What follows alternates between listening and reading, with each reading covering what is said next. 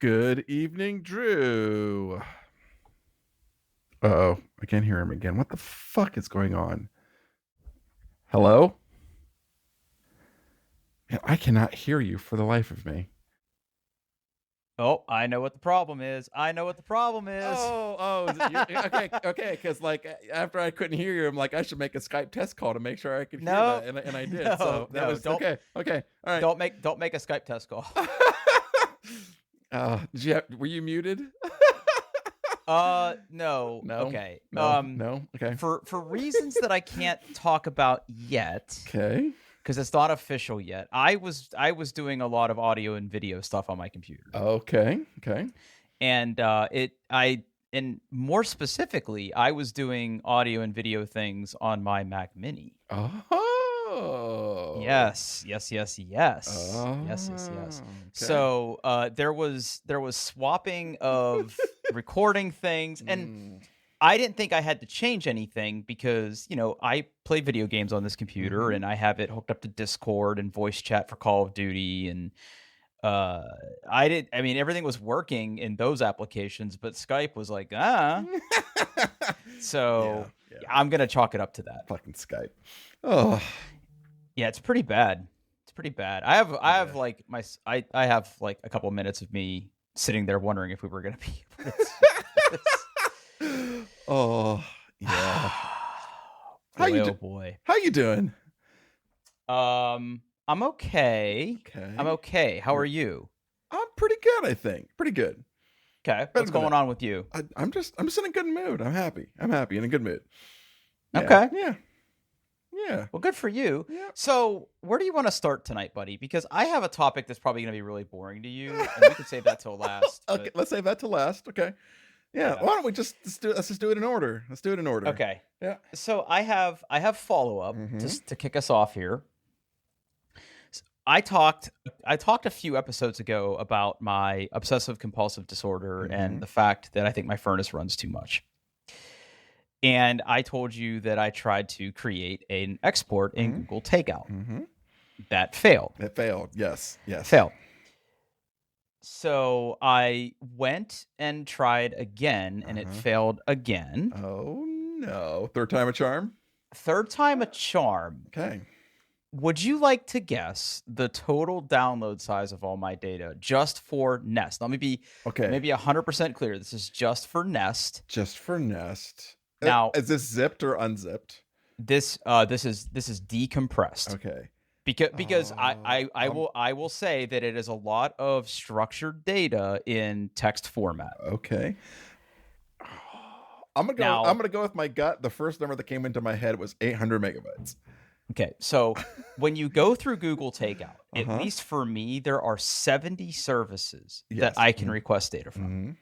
And within each of those services, like Nest, for example, I'm on Google Takeout right now because I want to give you a chance to change your guess. Okay. So when I come in here and I scroll down through all of the list of things that I've never used, I don't know if that means they have my data for this or not. Where's Nest in this list? Where's Nest? Data from your Nest devices. Okay. So when I go to advanced settings, I don't have any Nest video history, but there are a lot of formatting options. So for example, there's data on users, there's data for the Nest Store, there's data on geofencing, there's data for Nest Pro, there's data for Nest cameras, there's data for Nest thermostat sensor data.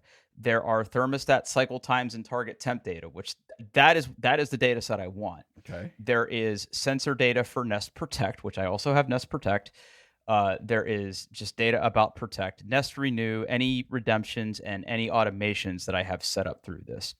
Now, some of these things, like, you get all of it, but you can also select the format specifically for all of these things. And I did JSON for everything that it would let me pick. Okay. Would you like to change your guess? No. What? No, 1.2 gig. 1.2 gig. I'm going up. 1.2 gigabytes. Okay. You're a little high. Okay. It's 7 meg. 7 meg. What the hell took them so long to get you 7 meg of Uh, data? so I got an email. So I Okay. requested Okay. I requested this third try of an export Uh-huh. on, and I'm going to go to it here. I requested it on January 3rd. Okay. I received an email that my export was ready on January 13th. So almost 2 weeks for them to find 7 megs of data.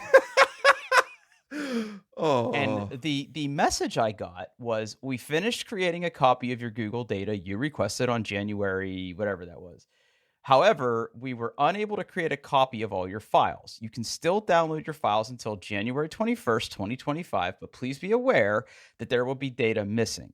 Inside your export, you will find an HTML file of more details about the error. So I'm in my, and it's a multi-part download for 7 megs. Of course. And so inside of there is the thermostats, and then there's data for 2023 and 2024. But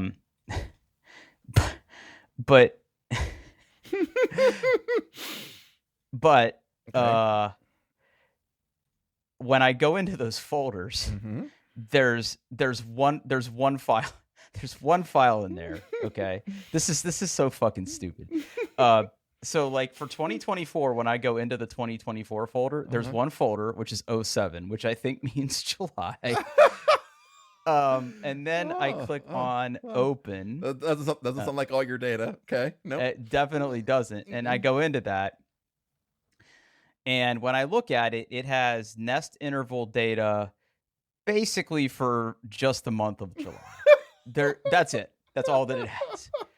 I think. Hold on. Let me see. Let me see. Is there an HTML file in there that explains the error? So funny enough, I do not see an HTML file. I do not see an HTML file in any of these folders. But hang on. Let me just make sure that I extracted this right, because maybe take out nest thermostats. Okay, wait a minute. Okay, hold on. I think I might have fucked up when I extracted it, because I hate that it was a multi-part download, because the extraction does not seem to have worked successfully. So if I do extract all, extract, take out nest thermostats, 2023, there's that. 2024, there's September. So what's missing? It doesn't tell me what. I mean, I looked at this already. Okay. Maybe it's more than 7 megs. Okay, so let me just do some quick math here. Thermostats 2023. Okay, so there's all my data for 2023. That's like a couple months. Man, I have no idea how they like aggregated this. This is so weird. Okay, here's the HTML file. Okay. All right. Data included. Data from your net. Okay, so this is a nice little HTML file. It's 196 files, 38 megs, 1 error, exported files. Scanning error. Some of your items were not found and could not be included in the archive. Data that are still in the process of being deleted are not in your archive. Scanning error. Some of your items were not found and could not be included in the archive. Well, that's okay. I don't care about that. So that's all that's in file 5 is just the HTML file. So is that 38 meg? Let's see. Properties. That's 38 meg. Okay, so here's what I have. Okay. So for my thermostat, I have for 2024, I have July. I have a file for 07 in the first folder. For 2024 in the second file, I have February and April. Boy, this is fucking stupid. Okay, hold on. Let me do this a better way. Let me do this. Let me try to do this a better way. This is just really dumb. I guess I have to close this file, or it won't let me copy it. Boy, this is good stuff, right? Mm-hmm. Good audio. So audio. Mm-hmm. If I create a folder and I call it 2024, and then I come into here and I go into here and I copy these and I put that there. So that was from the 02 folder. So let's go to thermostats 2024. There's 07. I have no 2025 data apparently in here yet. I wonder what the delay is for it going into takeout versus maybe that's part of it. Thermostats 2024. That's 09. So what am I missing? 04?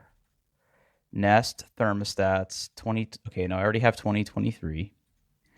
Boy, this is fucking stupid. This is just not good.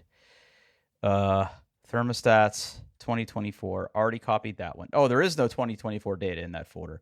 Okay, so for all of 2024, for the duration of 2024, and let me make sure that I'm not crazy. Let me make sure that I'm 100% not crazy. Open with Visual Studio Code. So like when I open this file, yeah, that's literally just for September. That's just September. Wow. So I got 4 of the 12 months of the year. That's quality. Way to go. I got 4 user device data. Let me make sure I'm looking at this right, because that can't be right. It can't be right. It doesn't sound right. Thermostats. There's more than 4. Let me check. Yep, there's 12 months in a year. There's definitely that many months in a year, right? So 2, Nest, thermostats, 2024. Yep, I got all that. So that's out of the second archive. Third archive, Nest, thermostats, 2024. Got all that data. Yep. Archive number 4, thermostats. Yeah. So for all of 24, they were only able to find 4 months of my data. That's it. And it took them almost 2 weeks to find it.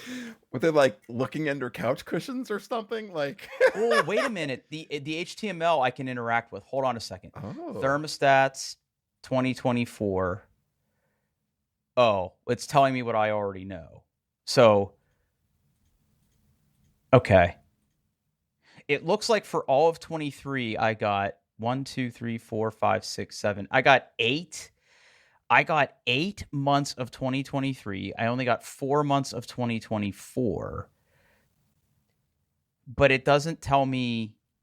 But it doesn't. Some of your items were not found and could not be included in the archive. Like, why couldn't it find that data? Like, oh my God, this makes me even more irrationally angry. Anyway, so Google's a big piece of shit. I'm gonna have to find another way to like archive my data. I had downloaded temperature data. I was ready to do some deep data analysis. I think the best I might be able to do here. Well, no, I can't, because what I really need is January, and I don't have January. In any of these archives, I don't have January. This sucks. Yeah. Fucking Google.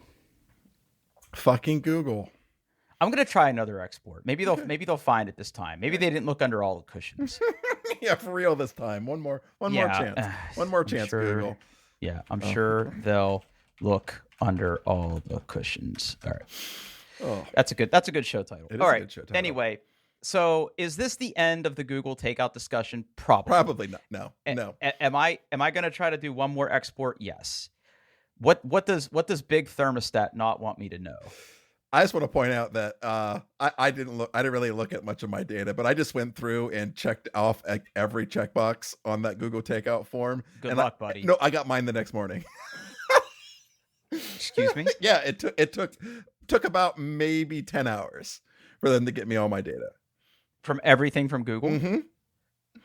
And I downloaded it and I unzipped it. I'm like, that's a lot of data. And then I just deleted it. How much data was it? I don't remember. It was a lot. Yeah.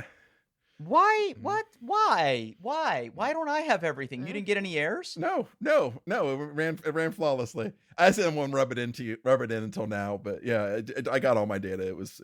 I hate you. Yeah. I'm gonna create a new export. Hold on. Yeah. I'm gonna select everything. I just checked everything. I selected everything. Maybe that's it. Maybe that's what I do. Next step. Maybe. Export once, send download okay, yeah. Create export. Fine, fuck you. I'm creating a copy of my data from 63 products. So there we go. There you go.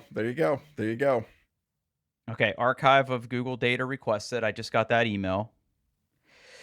I just want to know. I just want to know, Paul. Yeah. All right.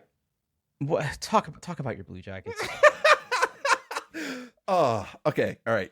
Drew. I'm not talking to you, Drew. I'm talking to the listener. Okay. Right. The listeners, all six of you. Okay. I'm a hockey fan, and living in Columbus, I am a Columbus Blue Jackets fan. Now, it has not been the easiest to be a Columbus Blue Jackets fan. In the 24 seasons we have played, we have made the playoffs exactly 6 times, and we have won exactly 1 playoff round. One. Just one.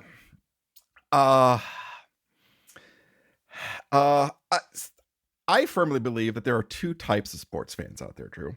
There are numbers fans, people who love the stats, and there are story people that love the story of sports. I'm a story person, Drew.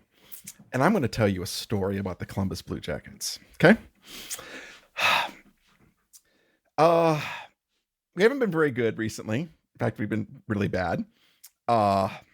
Historically bad. Historically bad. We had, a few good seasons, but mostly bad. A couple of years ago, we fired our head coach and we hired Mike Babcock.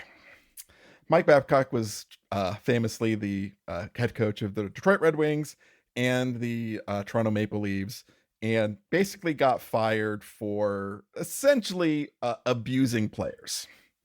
And did he fuck a player's mom or something? No, he's just not a very nice person. I don't know what he did, okay, but he basically spent a few years out of the NHL. I think he actually got like banned for a while, and he did some coaching in college and stuff. And we decided to hire him, and he's like, "Hey, I'm reformed. I've learned my lesson." And before the season even started, turns out he abused a bunch of our players and got fired. Who would have saw that coming? So we scrambled and promoted one of our assistant head coaches to head coach. And that season did not go really well. In fact, that season was especially bad as far as seasons go.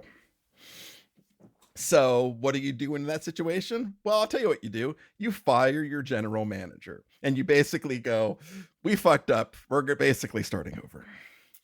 So, in this off season, we got a new general manager, a fine gentleman named Don Waddell, and he started looking at things and he's like, well, you know what?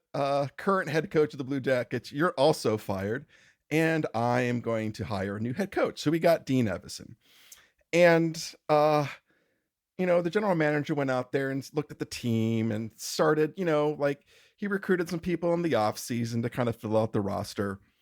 But generally, the expectations for the Blue Jackets were extremely low.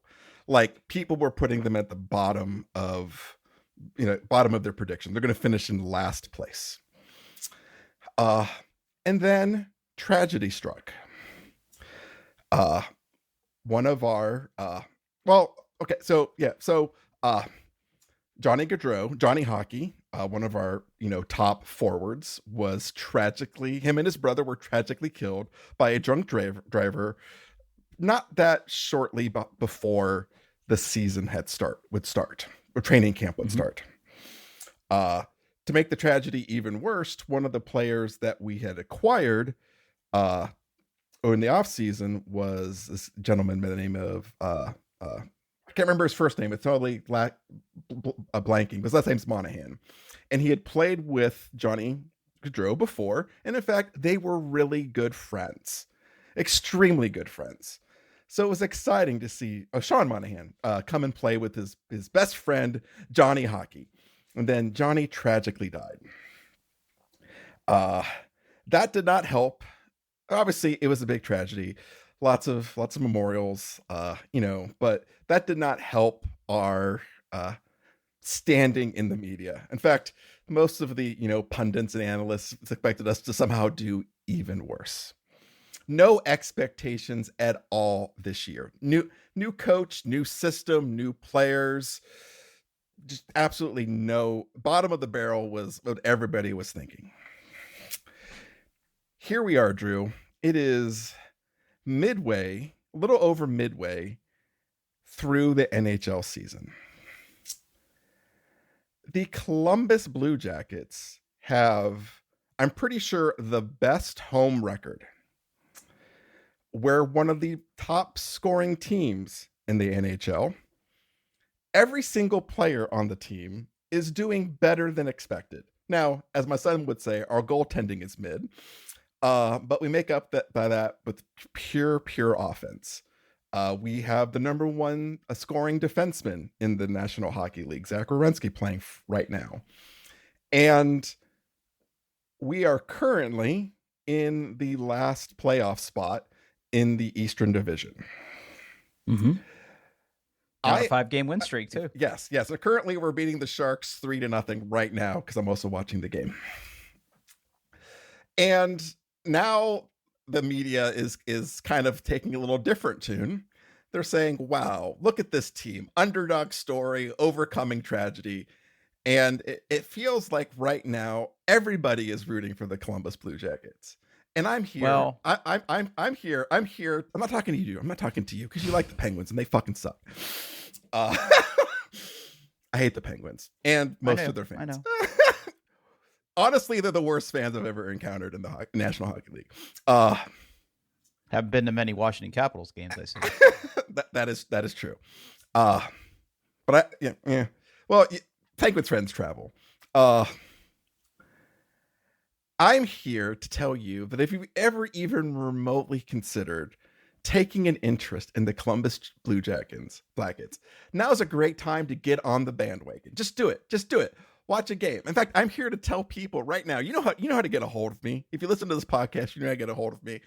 I will go to a hockey game with you. I will go to your house and watch hockey with you. I'll invite you over to my house and watch hockey with you. I will explain the game. I will welcome you onto the bandwagon. Jump on. The Blue Jackets are hot, and just it's exciting right now, Drew. It's exciting. Jump on the Blue Jackets bandwagon. Root for the underdog, because it's a terrific story. This team overcoming adversity, no one thinking they're going to play, even remotely be sniffing around for anything except maybe a high draft pick. And we are exceeding expectations incredibly. And the team is fun to watch. They're high energy games, high scoring games. It's fun. It's fun right now. So I'm just here to welcome anybody who wants to join the bandwagon. Join the bandwagon. It's gonna be fun. Yeah. How many games are left in the regular season? I think there's like 38. Huh. You think maybe we should wait to load up the bandwagon until it's closer to playoff time? No, not at all. Not at all. Because it's fun right now because they're in the playoffs. You let the engine idle on that bandwagon a little too long. Might not have enough gas to get there. Now's the time to jump on. Now's the time. Right now. This is the time. Jump on the bandwagon now. It's fun. Even if we don't make the playoffs, it's still going to be a heck of a story. That is a wild cope. That is a wild cope. Oh, dude, this season has been far better than I could even imagine. And to be blunt, the Blue Jackets hockey is fun hockey. It is high energy, high scoring. It's fast. Even when we suck, it's still just because you play 82 games in a regular season, you're gonna have a few clunkers. Every team has some clunkers in a year, right? What's the saying? You have 20 games you're going to win, 20 games you're going to lose, and it's the rest that you really, just it doesn't matter what you do, you're going to show up those 20 games you're going to lose. And it's the other, 40 that you really define what the season's going to be like. It's fun. It's fun. Jump on the bandwagon. It's great. We have an outdoor game in March. That's going to be fun. They just announced the jerseys. Those are very fun. Yeah. They just unveiled the jerseys. They're beautiful. Absolutely beautiful. Absolutely stunning jerseys. It's a good time. Jump on the bandwagon now. It's good. I'm here to welcome you. I will welcome you on the bandwagon. I'll help you up. It's great. I won't be there. That's fine. Yeah, buddy. Yeah. It's a long season. Mm-hmm. I have not been especially pleased with the last couple of years of the Penguins. Their window is closed. Yeah. They got an aging roster. They just let their goaltender go today. Yeah. I think it was today or yesterday. Yeah. They put him on waivers. Yeah, I mean that happens, right? Like you I was watching one of the outdoor games, and they were interviewing Wayne Gretzky, because that's what you do for outdoor games. You dust him off, get him out of the closet, and put him on camera. And they were talking about like Connor Bedard and even like Crosby and stuff. It's like, it kind of sucks, because your reward for being the best player at your age group is to go to the worst team in the NHL, because that's how that works. Yep. But the Penguins did a great job when they drafted Crosby. They built a great team around him. They had very many good, successful years. Yep. But now they really haven't. I mean, in my opinion, the back office has kind of failed to recognize that fact and reload the team with good players. And so now they're just kind of getting old, and like, yeah. I mean, Crosby is okay. Crosby is probably the biggest crybaby in the National Hockey League, but even at his age now, yep. All right, he is Blue Jacket fan detected. Okay, I get it. No, he is. But he's still a really good, like, 200-foot player. Like if you're going to ask me my fantasy team, do I want like Alexander Ovechkin or Sidney Crosby? It's going to be Crosby every time, right? Like, yeah, like Ovechkin is just a pure goal scorer, but like, I mean, I don't know if you watch Ovechkin recently, but like, he barely skates anymore. Yeah, he just skates at the top of the circle and waits for a pass. Like, it's sad. Where Crosby is still Crosby is still laying hits and getting into corners and doing puck battles and like getting at it. Like, there is no doubt he is a generational talent, but he's getting old. Like, I don't know how many seasons he's got left. So the same thing with Malkin as well. Like, didn't he just get back from an injury? Yeah, I think so. Yeah. I mean, look, I grew up in Pittsburgh. It's a tough time to be a Pittsburgh sports fan right now with everything. I mean, the Steelers are out of the playoffs. The Penguins suck. We don't acknowledge the Pirates. Like, it's just right. Anyway, ever since I've lived in Columbus, I mean, I like going to Blue Jackets games. It's they have a nice arena. It's pretty easy to get in and out of. I've always gone down there and watched the Penguins play. I've been to more than my fair share of Blue Jackets games. I mean, you had season tickets for a while. I did. Yeah, that's a lot of work. It is. It's a lot of work. It's a lot of work. Yeah, because you don't own your seat. You license it. Just like software. Like, there's like, if you're gonna have a full season, that's 42 home games. Yeah, that's a lot of home games. Especially when even if you are in a close suburb to Columbus, that's you're basically planning your life around getting to and from the arena. And like, those tickets aren't cheap, and plus like either you gotta like get yourself down there and pay for an Uber, you're paying for parking, and that food's not cheap there either. Everything's expensive, so like it all I mean, I still love going. I've got tickets for the outdoor game because I'm not going to miss that.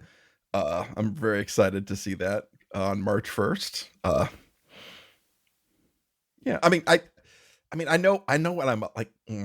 Let's be blunt. Like, there are a reason that hockey arenas are shaped how they are, and football stadiums are shaped how they are. The sight lines for a hockey game at a football stadium are going to suck. Yep. But I'm still going to go because, let's be honest, it's the Blue Jackets. This may be the only outdoor game they play in while I'm alive. So yeah, good for you though. Yeah. Where's it at again? It's at Ohio Stadium, the Horseshoe. Oh, okay. Oh yeah, that's gonna be a blast. Oh yeah, it's gonna be fun. They got shitty bands playing. But the spectacle's going to be fun. I'm going to, order an overpriced jersey this weekend as well, so I can wear that to the game. And got to. Yep. It's not that I don't have anything against the Jackets. Yeah. They're just not my team. I mean, I know that I've lived in Columbus now. I mean, I've lived in Columbus now since 2002, so that's, do the math. 23 years. But if you're going to root for them if you're going to root for them any season, I think this is the season to do it because of everything they've overcome and the expectations. I'm happy for you. Yeah. I'm happy for you. I mean, as much shit as I'm giving you, I mean, happy for you. I mean, sports should bring enjoyment to people, and I'm glad you guys are enjoying it. It's just, yeah, it's a fun time. Can't do it. I mean, the bottom could still drop out. It is the Blue Jackets. Let's be honest. That's why I was asking about how these games are remaining. But it's fun right now. We're on win streak, high scoring, some really high performing players. We're about to get a bunch of players back from injury. It's right now is a fun time to be on the Blue Jackets bandwagon, and I'm inviting everybody in. I'm inviting you in. Just come in. It's fun. It may go poorly and you may end up in tears because, again, it's the Columbus Blue Jackets. I did point out their history. We've won exactly one playoff series. One. I'm just happy to be there. Yeah, I'm just happy to be included. But this season is I really expected as an absolute slog of a season. And we are getting anything but that. So, yeah. Oh, that's my pitch. Well, listeners, you heard it here first. If you've ever wanted to go to Paul's house, I heard an invitation in there. Yeah, come watch hockey. The first 6 listeners to reply or comment on this podcast can go to Paul's house and watch hockey. Yeah, come over and watch hockey. It'd be great. Oh, now Drew, you want to talk about something? I want to talk about guns. Okay. You were talking about something that I can't stand. I'm going to talk about something that you probably can't stand. I wouldn't say I can't stand it. It's just not, it's not my hobby, but I enjoy listening to you talk about it. Okay. So it's 2025 and my friend that I shoot with who, it's funny. Because we shoot long distance, you can do that yourself, but it's a much more pleasurable experience to go and do it with somebody. So like you kind of take turns shooting versus spotting, helping call corrections, helping call wind. And plus the social aspect of it, that's gotta be yeah. So, he and I are in a really good rhythm. We talk about a lot of this stuff where we've been shooting together for the better part of a year and a half now. So we're just in a really good rhythm. We're having a lot of fun with it. But we're sort of thinking about what do we want to do in 2025? So when we look back on 2024, we both had a set of goals that we wanted to get out and accomplish. Like just speaking for myself, right? The big one for me was I want to be able to shoot a mile. And I accomplished that goal. And that, I made an investment in terms of money and time, not just the practice of it, but the research of it and thinking about how to get better at this and be able to actually go through the motions of hitting a target at a mile. I also had a goal to get back into competition last year, which I did with my 22. I had a goal to finally actually really get into shooting suppressed because it's just when you shoot that much, it makes all the difference in the world. And all the bureaucracy you had to deal with to get all the bureaucracy, which there's, I need to get the government involved again here pretty soon. I will talk all about that. But long story short, we had goals and he had goals too. There were certain things that he wanted to do for 2024. And I think that he was able to accomplish most of them. Some of them got pushed out to this year, but by and large, we have things that we look forward to because, for us to go and shoot these longer distances, we sort of have to plan in advance when we're going to go because it's a 2-hour drive each way. And we go out there and you got to lug all your gear out there. You got to set up, then you get to shoot for a while. And then you got to pack everything back up. You got to drive 2 hours home, then you got to clean everything and put it away and think about, okay, when are we going to do this again? So it's 2025. You have to get rid of the raging erection you have from driving your truck. Yeah, I get it. Yeah. Well, yeah, it happens, man. So 2025.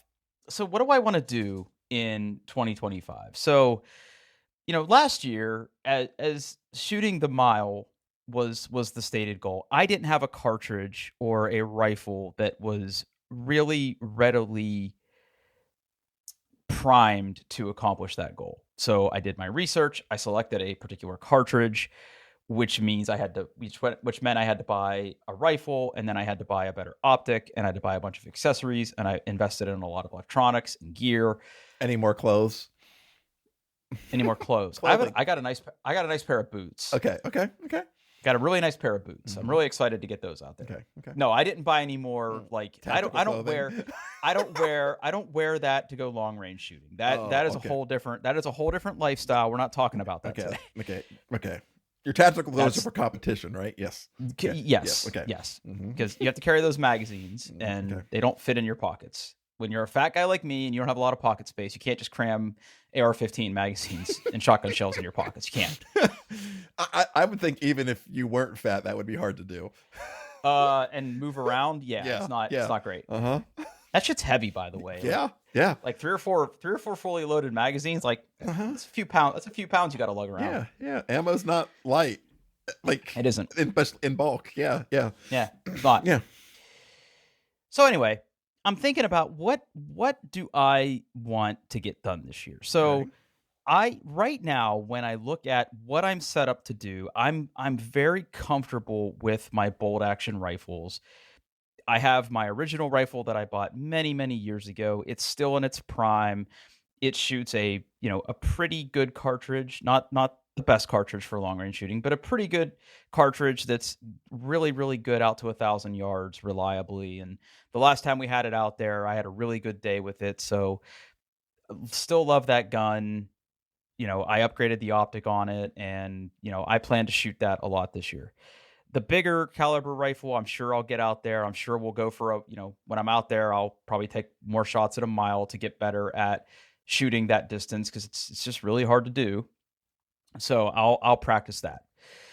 The one thing I don't have is I don't have an intermediate cartridge for a semi-automatic platform that would allow me to firstly still engage things at 1,000 yards, but allow for fast follow-up shots, because it would be a semi-automatic platform. In other words, a gas-driven system to shoot 1,000 yards and, put several shots downrange at 1,000 yards faster than I can with a bolt action rifle.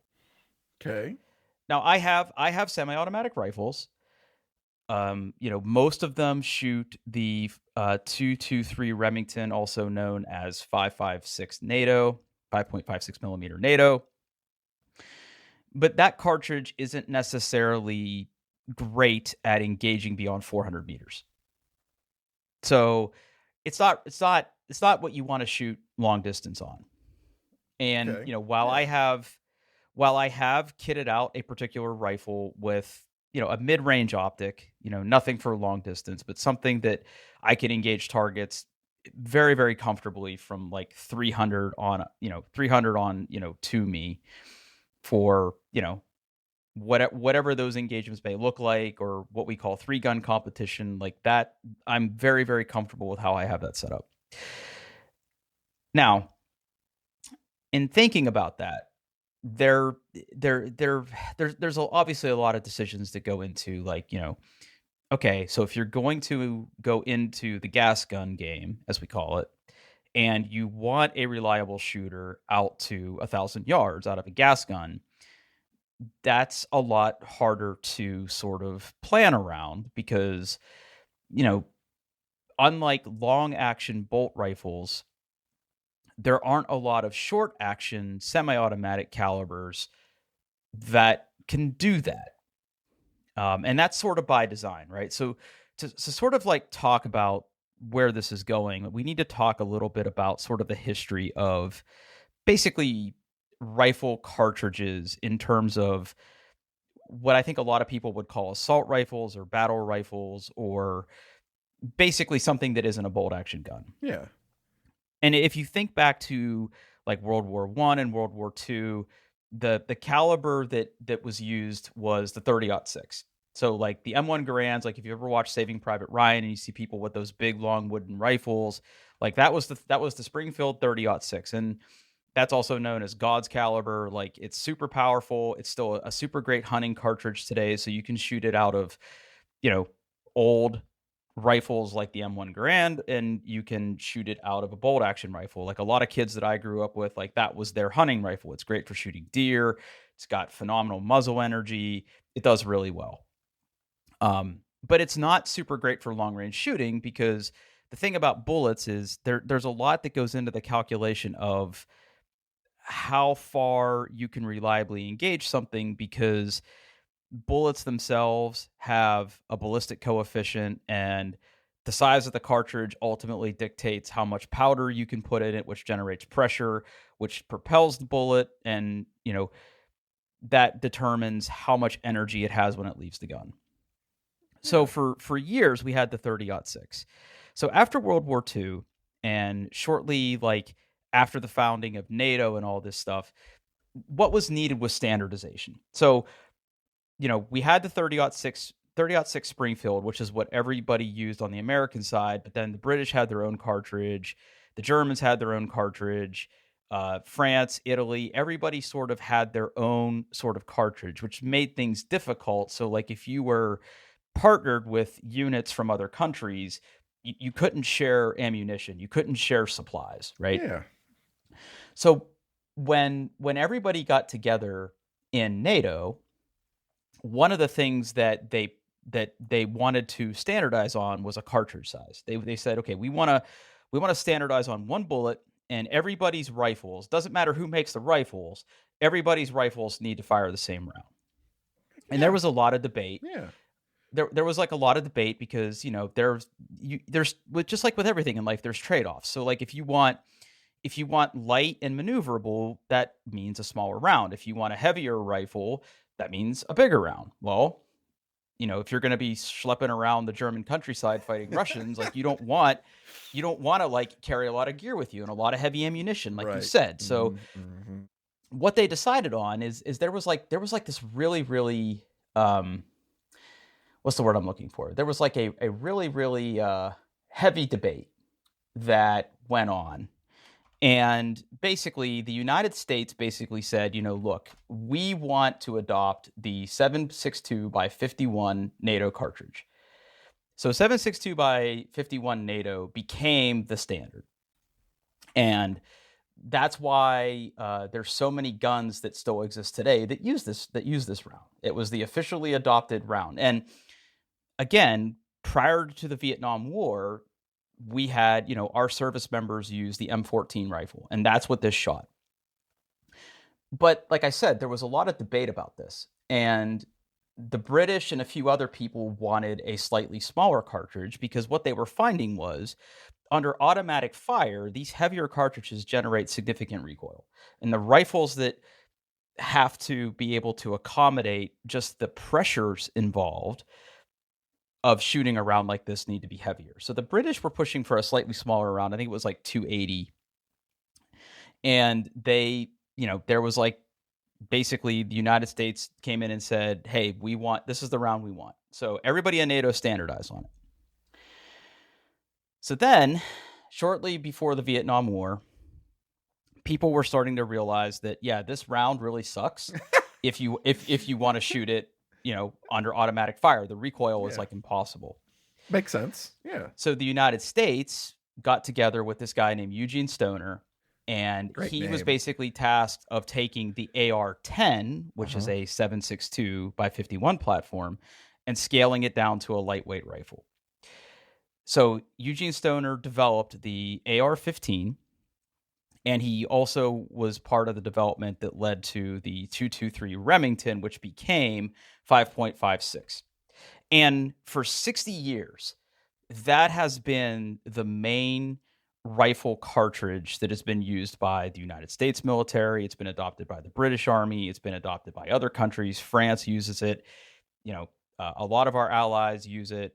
Anybody we've ever done any sort of arms with has used this round. And again, our military at our age, probably our fathers or aunts, uncles or aunts, and anybody else that served in the military has probably shot this round.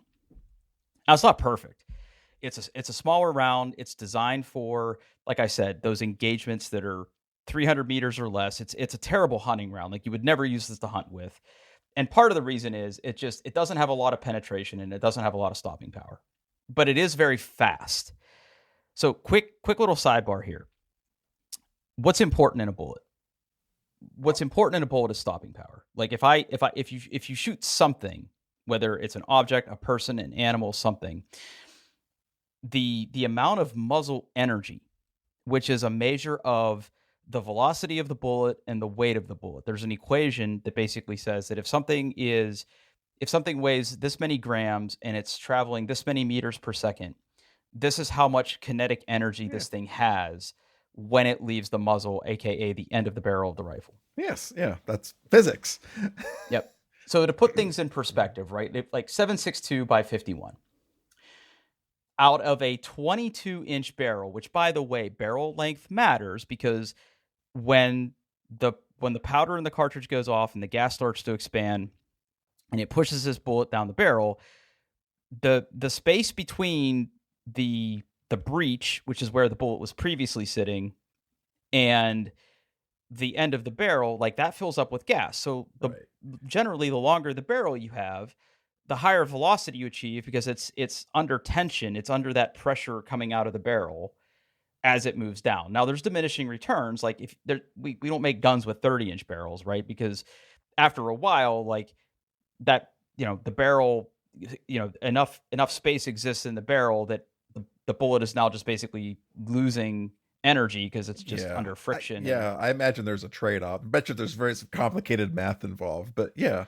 There is. Yeah. And generally, like in long-range precision shooting, we generally have barrels that range anywhere from 26 to 18 inches. Like that's usually, like, depending on the cartridge and your application and all this other stuff, like that's generally what barrels are. So like the general data around 308 is that out of a 22-inch barrel, 147 grain, which is like 10 grams. Grains is like the weight of the bullet, which is like a 10-gram bullet, that achieves a muzzle velocity of around 2,800 feet per second.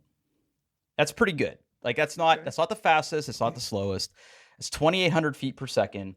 And again, there's a calculation involved where like the weight of the bullet with that velocity, that comes out to about 2,600 pounds or 2,600 foot-pounds of energy.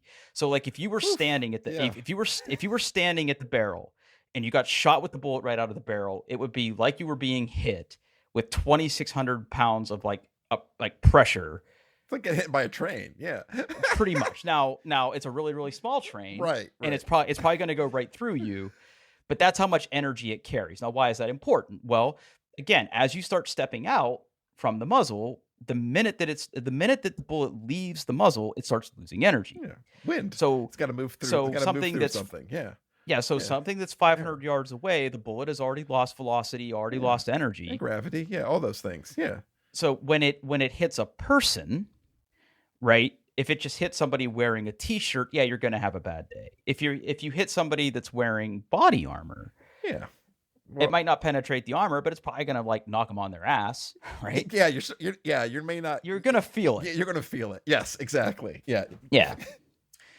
So, and again, as you step up in bullet weight, so for example, like 150 grain bullet, that leaves the muzzle at, roughly the same foot-pounds, but roughly the same velocity, but it's carrying almost 150 extra pounds of energy. Now, 175 grain bullet only achieves 2,600 feet per second of velocity when it leaves the gun, but it's holding energy longer. So even though it left the gun slower, it has the same amount of energy at that distance. It doesn't lose its energy as fast. So like that's the trade-off, right? It's like barrel length, which helps you achieve a certain velocity, plus the weight of the bullet equals the amount of energy that a round has. Now, 5.56.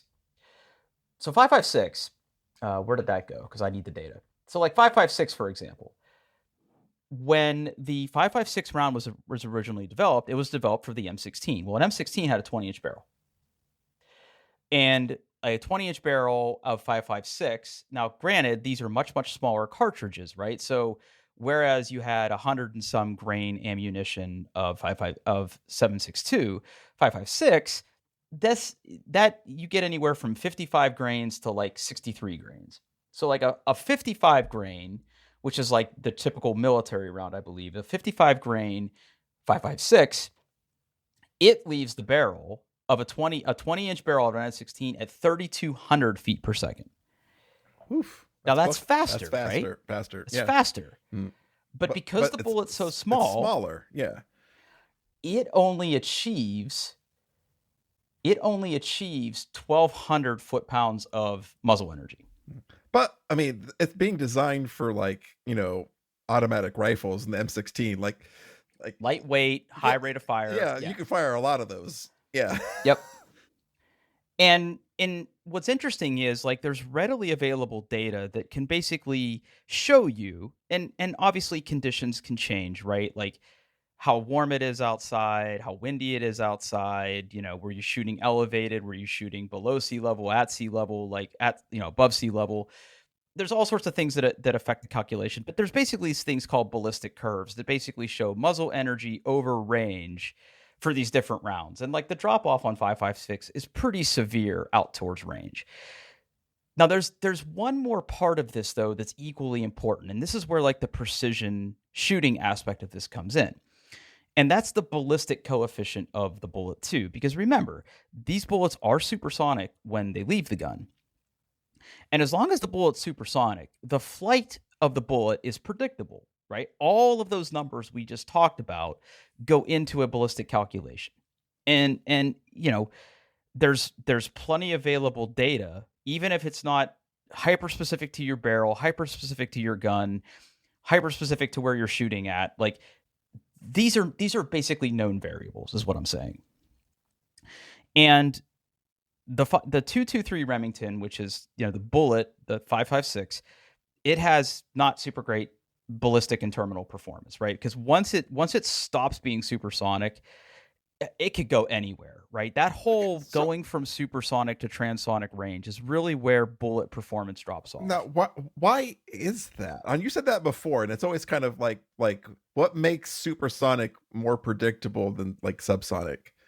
Well, I mean, the sound barrier, prevents. Yeah, I mean, the sound barrier is a physical barrier that has to be pierced by something, which is why you hear a sonic boom. Like you hear sonic booms, you hear if you're downrange and you hear like a snap, that's the bullet going past you. You're hearing that sonic wake of that bullet when you're downrange.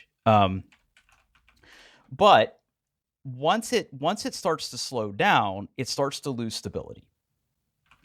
That's the problem, right? So like when it's supersonic, the air flowing around the bullet is streamlined, right? It's not very turbulent.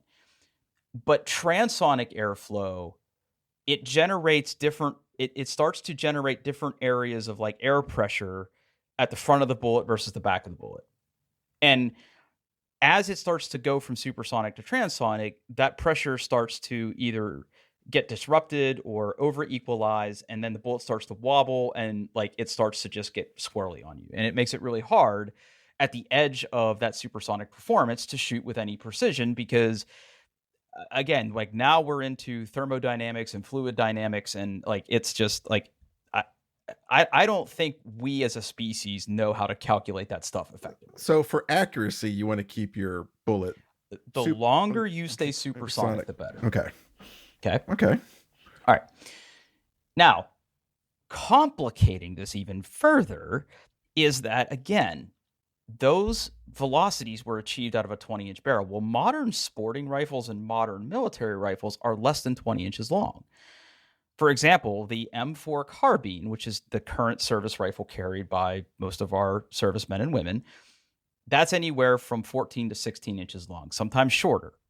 But again, they use it for much, much more intense, up close engagements that don't require range so much, just as, like you said, quick follow-up fire, mobility. Yeah, like that has always been the doctrine. Like urban environments. That's been the doctrine. Yeah. Okay. Now, that's not to say that there aren't other cartridges that fill this need. So again, meanwhile, while the military was standardizing on things and trying to figure out like what should we give soldiers to use in combat that's going to give them the benefit of like a stable firing platform while also giving them reasonable stopping power and accuracy up to a certain distance. And I'm sure things like cost and like maintainability and things like that were important too. Yep.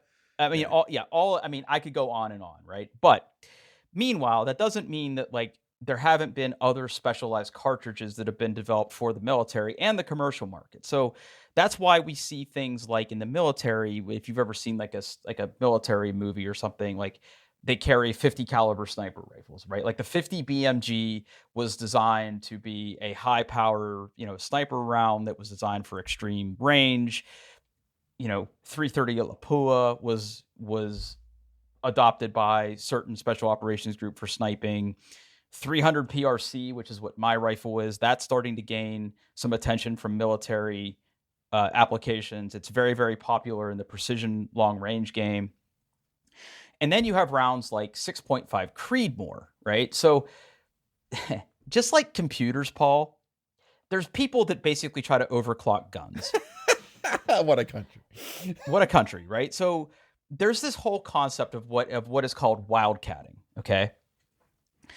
Now, what is wildcatting? Well, there's an organization, the abbreviation of it, oh God, what does it stand for? Is it? I think it's Sporting Arms and Ammunition Manufacturers Institute, or also known as SAAMI, SAAMI. Now, SAAMI, you know how we have like international standard organizations like ISOs? Yeah. And we have standardizations for a whole lot of other things like weights and measures and all that other stuff. Well, SAAMI is basically the organization that says like, here are the officially recognized, ammunition types and bullet types that we recognize as like being a standard. So like 5.56, 7.62, 300 PRC, 9mm, 45 ACP, all of these things are recognized by SAAMI. But what people who try to squeeze the most performance out of their guns will do is when you get into the hand loading arena, like SAAMI, this organization, they basically publish like, hey, for a certain amount of grain bullet, here's the amount of powder that we recommend for that bullet to achieve X velocity. Well, what wildcatters do and what reloading people will do is they will try to basically juice these cartridges to perform better. So like, here's a really good example. One of the times that we went out to where we go shoot, there was a guy there that was shooting a mile with the same cartridge I have in my original gun. And my gun would never be able to touch a mile because I'm using factory ammunition. This guy basically developed and researched his own powder mix and powder load for this cartridge that helps him achieve super high velocities out of the same cartridge, out of like a gun that he made himself. I was gonna say, like, we need to like modify the gun to be able to handle that, right? Well, so that's just it, right? Remember, what is the name of this game? You're generating pressure. Yeah. Right? So the more explosive powder you put in this thing, you have to have something that can contain it. Yeah. Because the only place you want that pressure to go is out. Yeah, like, right. One direction. yeah, out in one particular place. Yeah, right. Yeah, not out in a very very confined space. Uh-huh.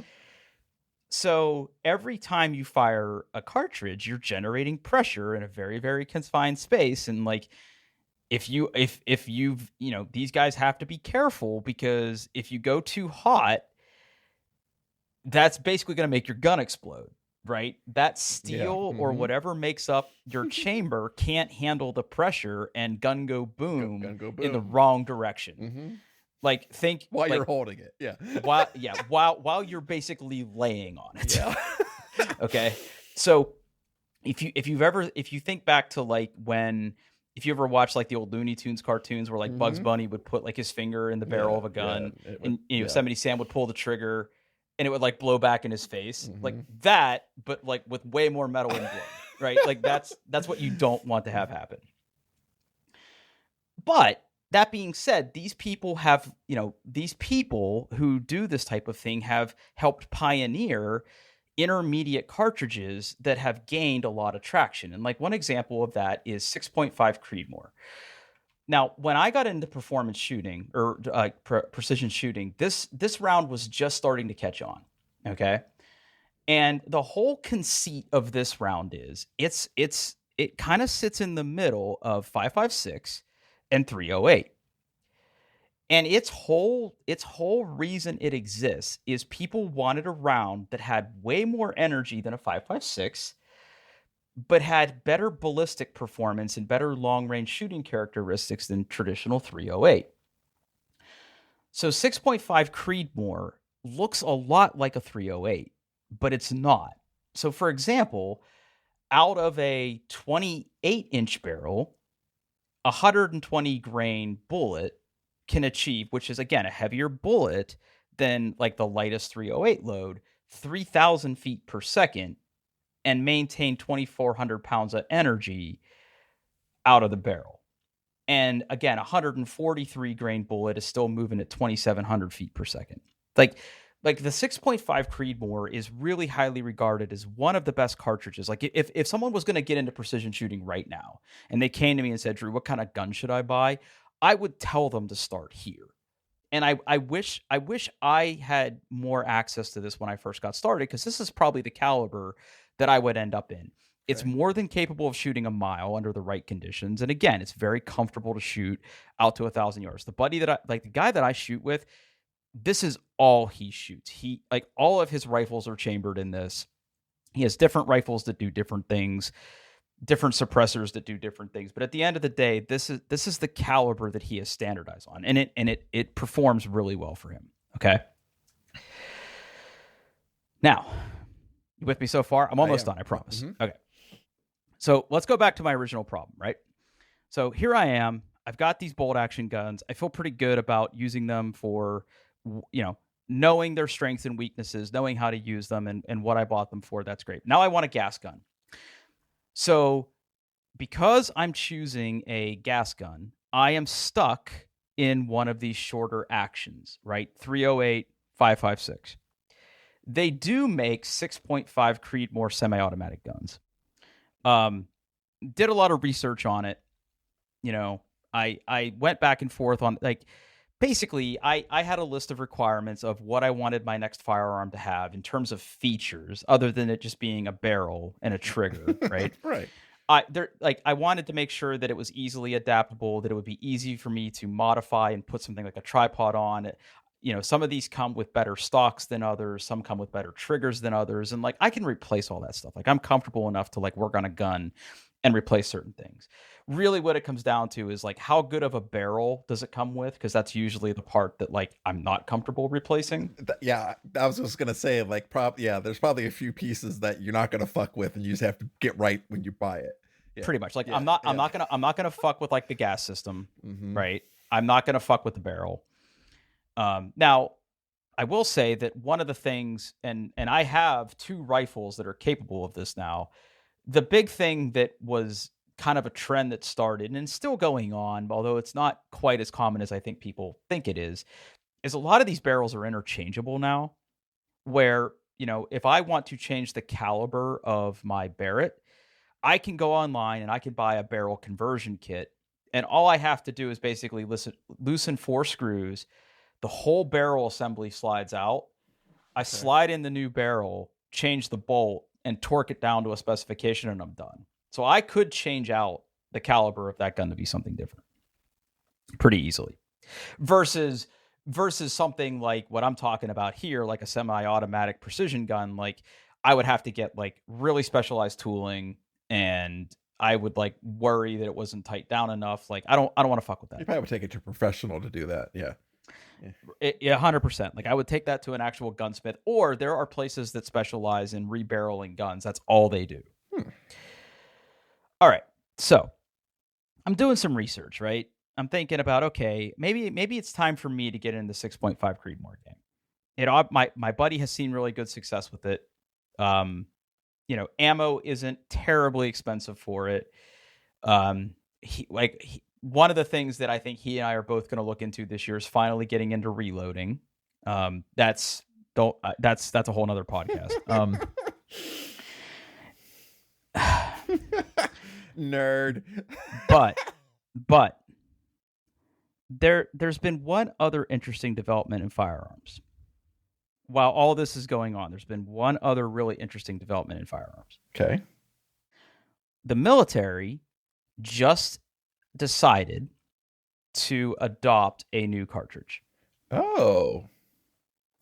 So one of the things that happened, and this happened a couple years ago, but we are just now starting to see this rifle come into service, is the U.S. military has adopted a new battle rifle that is designed to be the next generation weapon for our soldiers for future conflicts where, they won't be in the jungles of Vietnam. They probably won't be going door to door in Afghanistan and Pakistan and Iraq.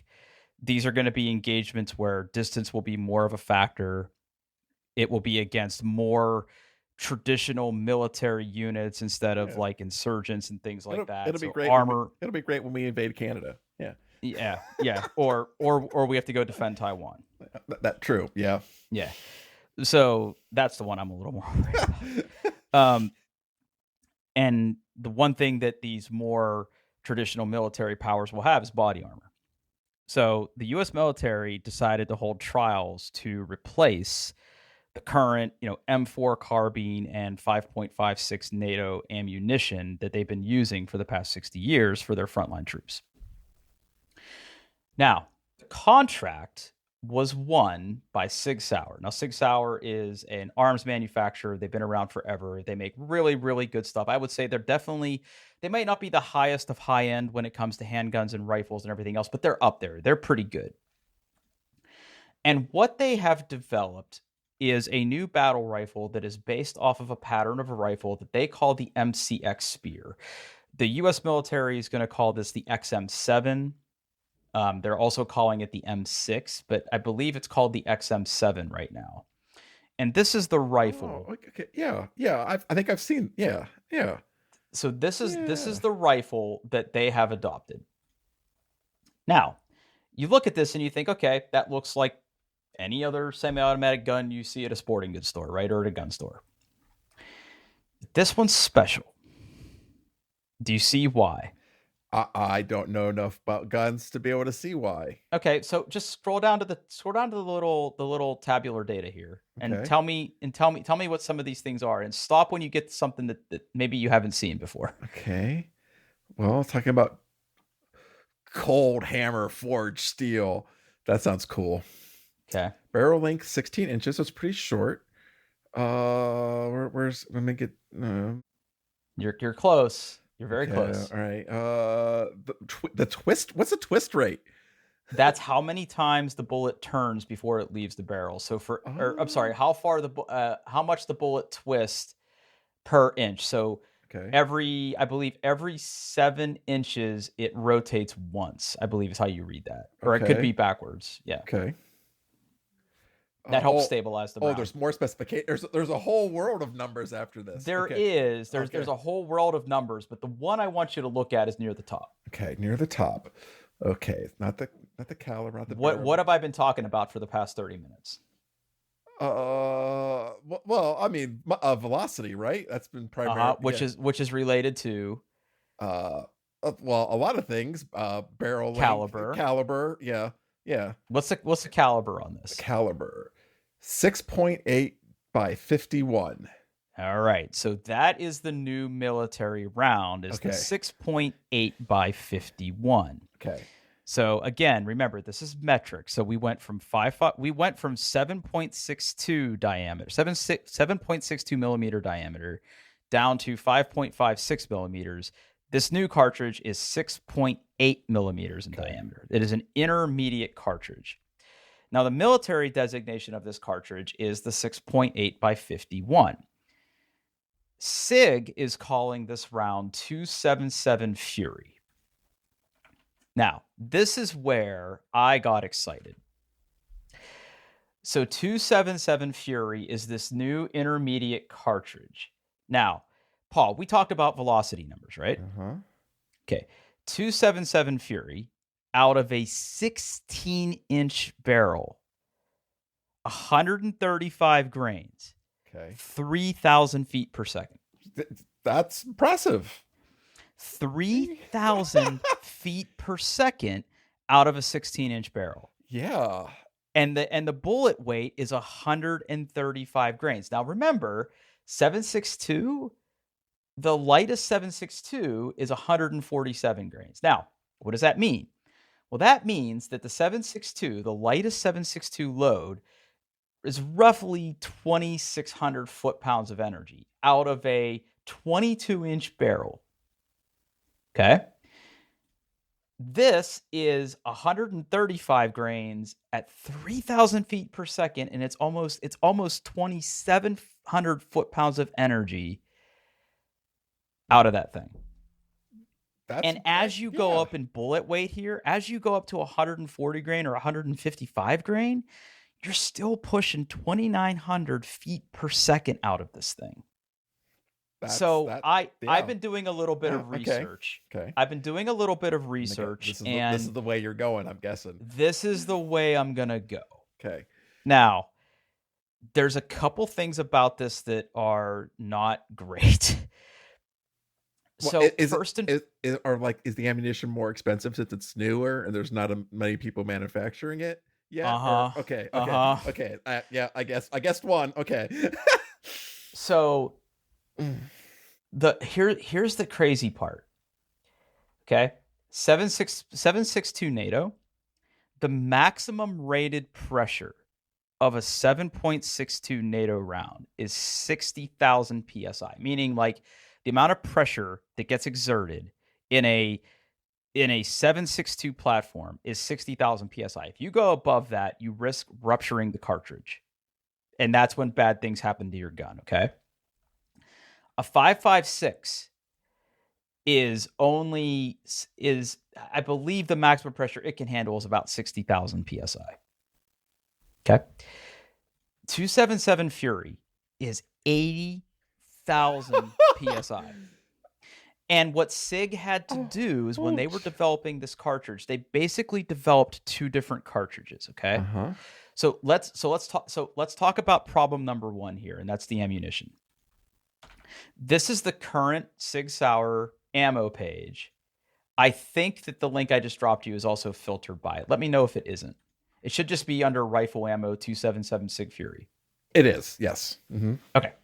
So there's two things I want you to look on this page, right? Okay. So the first one is the 277 Sig Fury 130 grain soft point hunting round, right? Mm-hmm.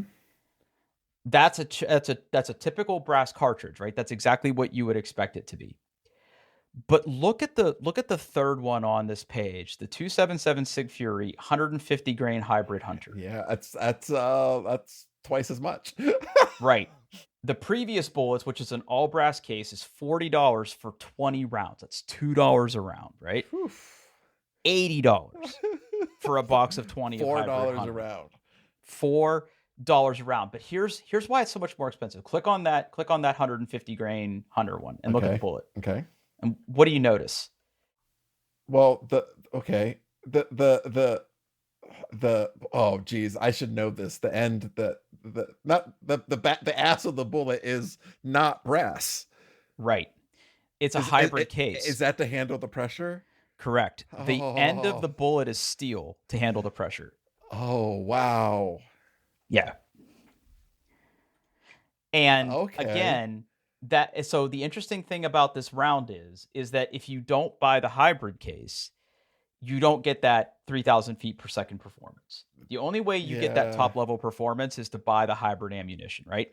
So like for me, when I'm going out to the long distance range, what I will probably buy is the fifth one on this list, which is the 277 Sig Fury 155 grain hybrid match. That's probably the ammo that I will end up using for like long range shooting.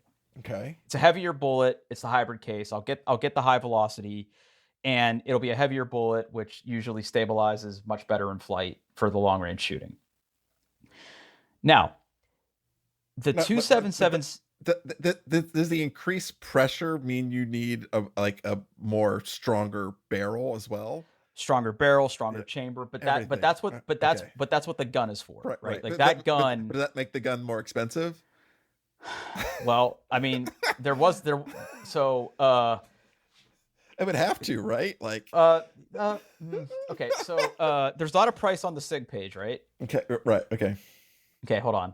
I'll let you. What's your guess? I wouldn't even begin to. I don't know. I'm guessing not cheap. So here's where I'm getting mine from. Okay. Where's the one that okay, that's the SIG Fury. This is this is the one. This is the one I bought. Okay. And I was able to get it from my favorite store that I always buy everything from. Okay. Oh, okay. Yeah. Now, Paul, that's on the pricier side of a semi-automatic rifle like this. Yeah.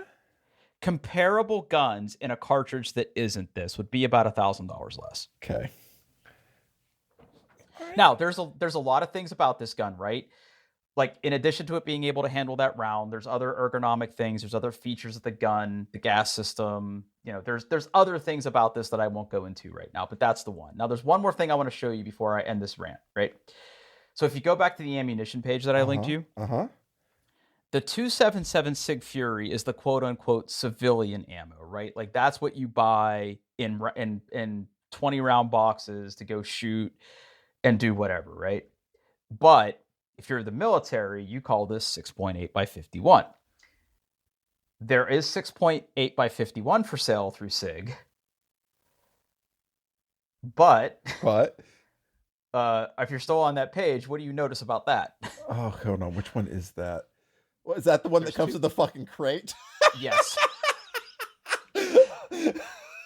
920 rounds, baby. You can only buy 6.8 by 51 bulk. You can either buy a can of it. You get free shipping. One ammo can, which is 460 rounds, is $1,300. They have $1,300, and then almost double that for 920 rounds. And yeah, you get a whole crate that shows up on your porch and says Sig Sauer. I'm sure no one will steal that. Like, I don't even know if I could lift that crate. Like, if I had that delivered, like, would I need a dolly? I wonder. It's got to have the weight in it as part of the stats, right? Like, only 9 left in stock. I better act now. I don't think it does. It doesn't say. No. I mean, that would have. I mean, that much ammo of any type isn't going to be light. No. 65 pounds. It says it on the box. Okay, I can lift up 65 pounds. Still, that's... Wait, which box? Which box do you see? That's it's on the crate. It's on the crate, not the can. The crate. Where did you see that? It's literally, if you look at the picture and zoom in, it's printed on the. Oh, there it is. Yep. It's printed on. Yeah. I mean, part of me wants to just buy it to have a big ass crate that says Sig Sauer on it. Yeah. Now, if I join Sig Sauer special program, I can get it. Now, I can get this cheaper online. There are other distributors where I can get this for a few $100s cheaper. But here's the dilemma, right? This is really cool. I'm sure it's going to be a great shooter. There's not a lot of, like, YouTube gun channels are pretty cringy, believe it or not. I believe there's a few channels, and like a lot of them, have to, like, a lot of them don't spend their own money on stuff, right? They get sponsored, or they have people that lend them rifles to do reviews and things like that. Very few people have reviewed this round, because this particular gun in this round, because it is so expensive, because it is rare, because it is, like, if you're going to go out and shoot YouTube, footage, like, I guess you could write off this as a business expense, but the channels that have reviewed it have commented that it's, like, every bit as capable at 6.5 Creedmoor in a much, much more condensed package because of the extra pressures and velocity. So I'm really excited to try it in that regard. Okay. And I already have a scope, right? Because I upgraded the scope on my 22. Like, I already have a lot of the other parts and pieces of this. So I'm really excited to try this. This is the direction we're gonna go. But like this is the part that kind of sucks because like in my safe right now, I like to keep a certain amount of ammo on hand, right? I like to have 60-ish rounds for my bolt guns and then extra ammo for the other stuff and Also, like my handguns. Last time I checked, that safe was getting pretty full. That safe. Well, just so happens I might be looking to sell some guns soon. Okay. But like I don't even know where I would put this. Yeah. Right. Yeah. Because this can be a long range gun and it can also be a close quarters gun. I don't necessarily think it's a home defense gun, but it's like a gun that I could. Yeah, it's a sport gun. Yeah, it's a sporting rifle. So like I want, and the fact that it's semi-auto, I need to have like ammo for it. So like part of me wants to buy this, right? Yeah. But that's the next part that I got to figure out. Now, the only other thing I want to call out here is this isn't the only thing I bought. If you go back to the rifle page and you start like looking through the pictures of the gun, what else do you notice about the gun? Okay, let's see. You're talking to the wrong person to answer that question. I mean, there's people in military gear shooting it, right? Okay, that is true. Yeah. Yep. But they have something else on the gun. Hold on.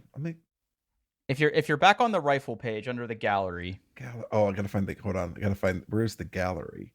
Gallery should be underneath the specifications. I don't know. I don't see the gallery. All right. Let me put.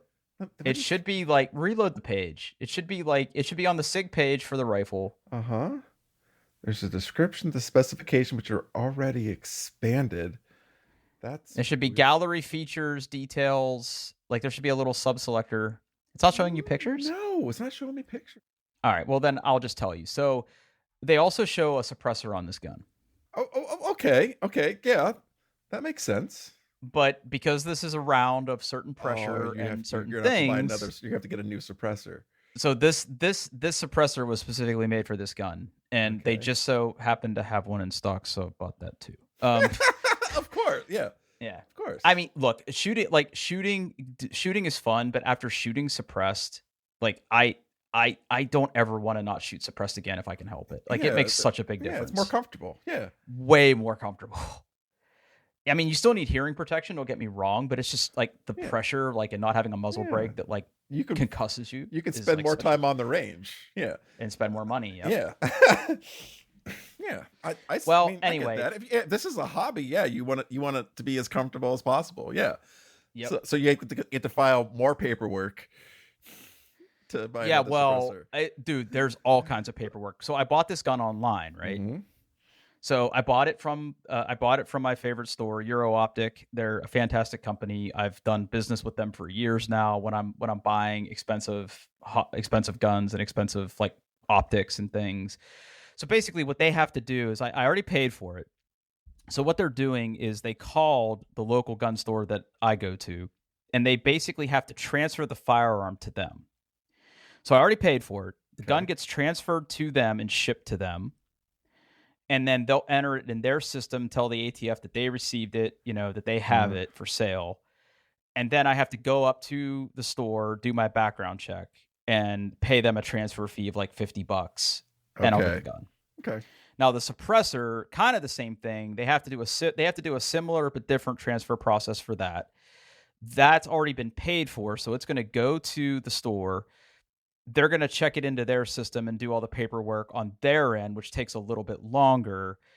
And then when I go up there, then I'll have to do my paperwork and my extra tax stamp and all the other stuff that I have to do for it, and then go into my waiting period and then get it. So yeah, it's a whole thing. So yeah, lots of paperwork, lots of waiting. I'm hoping that I probably won't have it all by the end of next week. I'll probably have the gun. I'll probably be able to pick up the gun next week. The suppressor, I'll probably go in and do everything, but I won't be able to pick that up until probably the week after. But it's okay. I mean, it's super fucking cold out, and we're not shooting right now anyway. So this is the time. Yeah. This is the time to do all this shit. Cool. So yeah, I mean, that's my big news. Sorry, I just went on for like 50 fucking minutes. No, that was fun. That was fun. Yeah. Yeah. So, now this is going to be one of those things that it's going to be super great. I'm going to love it, or it's not going to go well, and I'm going to be like, wow. I spent how much money for? I mean, look, I like to think I know how to research this stuff. And you know what? It kind of goes back to your story that you were saying about the Blue Jackets, right? Like, there's the numbers, right? I did was just talk to you about the numbers, right? But there is something to be said for having the new Army rifle and the history and the fact that this is like the only kind of cool advancement that they've done with this whole hybrid case technology. Like, it's the newest thing in firearms technology, and it's very much us. We like the new shit. We like new shit. We like the new cutting edge, state of the art stuff. Yeah, there's no exception to Yep. You know, I spent, you know, quite a bit of money on a turntable, and you spent quite a bit of money on a gun. We like good shit. Yeah. We like good shit around here. Yeah. Well, it makes sense. Hopefully we didn't turn off our 6 listeners with a longer than average podcast. But what do you say we get out of here while the getting's good? Yeah. On the internet, doingthebest.com, you can find everything you want to know about the show there. And hey, thanks for listening.